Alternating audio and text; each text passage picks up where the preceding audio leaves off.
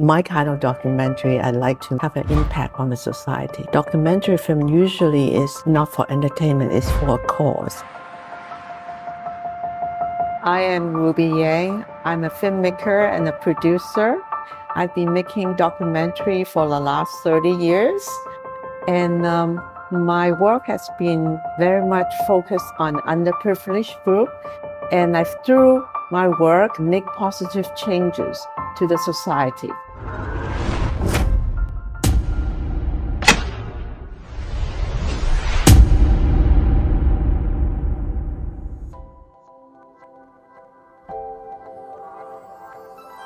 What kind of stories you evaluate is the most valuable or most the one you wanted to record and you want to express them? It depends on my stage in life. When I went to the US and I lived there, I want to do more about the history of Chinese American because that's really close to me. Just like you tell us, you both stay in Hong Kong and the United States. So how do you think about yourself to connect the Western and the Eastern culture together? Well, I think the unique situation was that I was born in Hong Kong, and when I went to the US, you are a minority. There was a lot of Chinese American lonely men living in San Francisco. They never learned how to speak English. They are being trapped in this small community. So I learned that discrimination. I learned that if you are a minority, if you don't have a voice, you are very much being disadvantaged in the society. Right. And that's the reason why I'm going into documentary. I want to tell their voice and shape them in a three-dimensional character. So the larger audience know how they live, their struggle, the history. So that really gave me the sort of idea to always make film about the underprivileged or disadvantaged group. My first actually internship job was with Wing Wang, director of Joy Luck Club. And they were looking for a Cantonese translator. So I said, of course, I can translate for you. And then that was my learning experience. I'm very interested in the Chinese American history. So I joined a group of people who were then making documentaries for the public television. Then you become the producer in the last aristocrat in that movie. Yes, that was actually my first kind of big production. Yeah.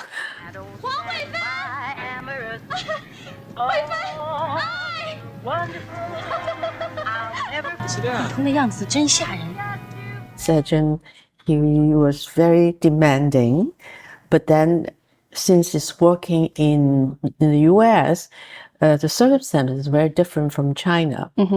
And so I got yelled at, 给他骂了, because I was not able to probably, as efficient as the crew in Shanghai. But after he was happy. Being a documentary filmmaker is not easy. Yeah. So I still have to continue editing. So before that, I met Zhong Chen Chong. I edited two of her films, 听雨, and then Autumn in New York. So we work very well together because as both women, and we have very close sensitivity. So that was a very happy collaboration with Chen Zhong. I was helping her with post-production because she was first-time director. All my skill that I learned from documentary feature film, I put it in good use to help her craft it. So it turned out to be pretty good film. I think for a documentary filmmaker, it's very hard to work on feature film. For me, working in feature films, learn a lot about the craft. So I polish my craft in the feature film world.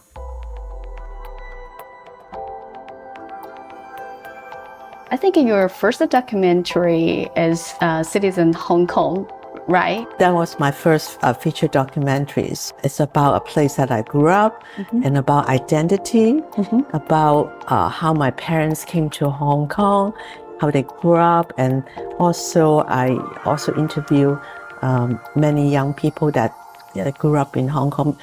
Then I want to revisit Hong Kong through the young people's eyes. A documentary you made, and which one has got the Oscar award? The Blood of Angel District. I think this one, you pay a lot of attention on it. I always like to have story about the kind of special group. And when I was in the US, I read story about these AIDS orphans. So I think it's a very tragic story, and they were being discriminated about because they were double stigma. One, they were orphans, and also the parents had HIV/AIDS. So when I read the story, it really moved me. And I was very lucky. I have a very good producer, and he helped me with fundraising. 2004, we moved to Beijing and started doing the documentary, and also did a series of public service announcement, 公益广告. It tell people not to discriminate children with HIV/AIDS, and also ways of sharing meals with people who have HIV/AIDS. So those were, I think, very important message.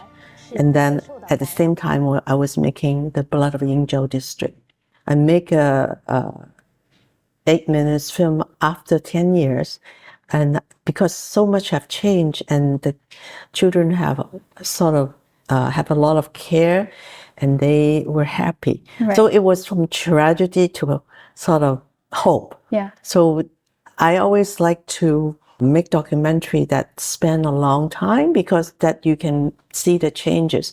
Okay, Ruby, so how do you comprehend the concept of on-site in the context of the documentary filmmaking? When I'm on site doing the film, I usually make them relax first. Probably like you, ask a lot of questions, and eventually I got them really relaxed, and then I can ask the deep question, the more personal question. It's a lot of times by instinct, intuition.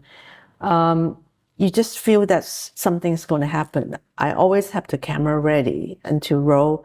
I kind of know that if I get the really good part of the emotion, I will stop, because I don't want them to feel that I'm manipulating them.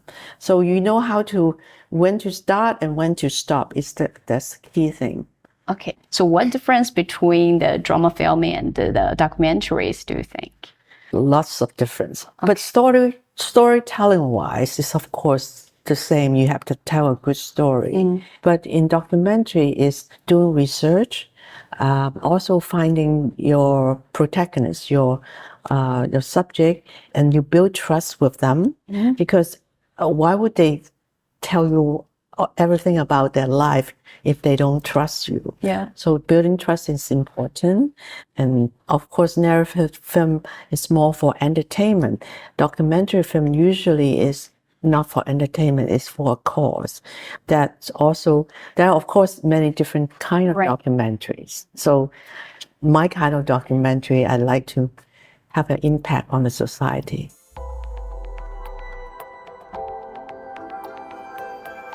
When I moved to Hong Kong, I did a documentary about young people.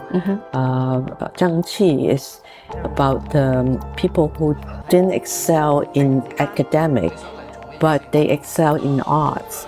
And through arts education, they change. And I believe arts education is very important. I'm now focused more on arts education, and now I'm mentoring a lot of young people. Yeah, I think this is better than winning an Oscar star, because your experience going to inspire more young generation in the future to make better documentaries. Because I'm working at Hong Kong University, so the last couple of years I've been mentoring a lot of young students, And through their short films, I see a different fabric of the society, of a different community. I think that's important for the young people to document about their community and also their own personal life. So that's what I've been doing in the last 3 years. Okay. But I'm also producing a documentary about a disabled person who sadly passed away 2 years ago. But his legacy is very important because he was helping with a lot of Hong Kong disabled people fighting for their rights. And so my former assistant, she's doing that documentary. So I'm helping her in storytelling and try to help her with fundraising. What type of the stories now the students pay attention on it? It's all different. I think the young people want to focus on themselves now. So they want to tell their own story. That's interesting, and explore the situation with their family, maybe because they are mostly one-child generation. And also, I think they like to be in a comfort zone, which is more about their own community and their own family. How do you think if they only focus themselves, do they will lose the meaning of the documentary? I don't think so. For a young person, they have to find a way to express themselves first. Also, they have to learn the craft, learn how to make a film. So focus on themselves is okay because they are comfortable telling their own story. Eventually, they will branch out to make a more important story. That's the first step. I think if they as they mature, as they learn more about society, as they have more life experience, if they are interested in documentary, they will discover the bigger world besides themselves. Okay, will you tell them how do you discover the topic, or they just define by themselves? Well, usually they have to find the topic, but after they come back with the ideas, I always ask them to expand the story, make it more talking about bigger picture. So I always ask my students to look deeper than just the surface.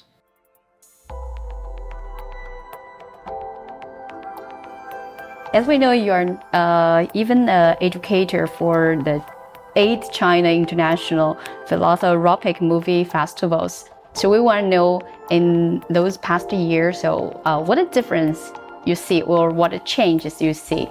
I see a huge difference in terms of artistic, technical skill, and the production value has improved a lot, and storytelling has also improved a lot. And I also want to point out that last year or 2 years ago, I saw a film they make with AI, and that was very encouraging, even though the technique wasn't that advanced yet. So right now, I'm also helping students to use AI in their documentary. So AI is a tool that you can use it wisely to help maybe recreate some archival scene, old footage, to make your storytelling better.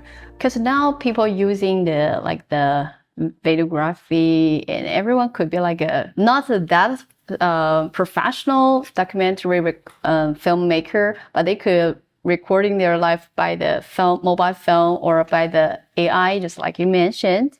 So what do you think about technology will change or will affect the documentary record way in the future? Well, of course, now everyone have a mobile phone. They can be a filmmaker.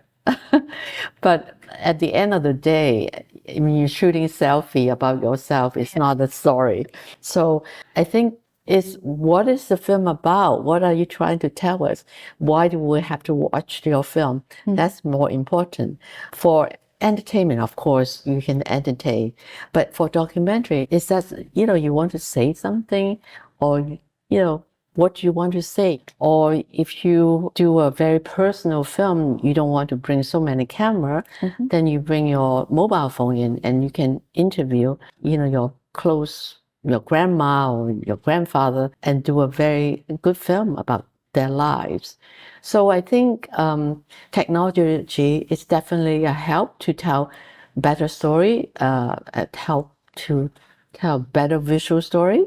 But bottom line is still what do you want to tell? What story you want to tell? In your working experience, have you ever facing some difficulties and make you want to give up, or how do you struggle with that? And do you have any suggestion to the young generation if they face this kind of situation? Well, of course, I face many difficulties. And first of all, it's not easy to be a documentary filmmaker. So I would say to the young people, don't give up.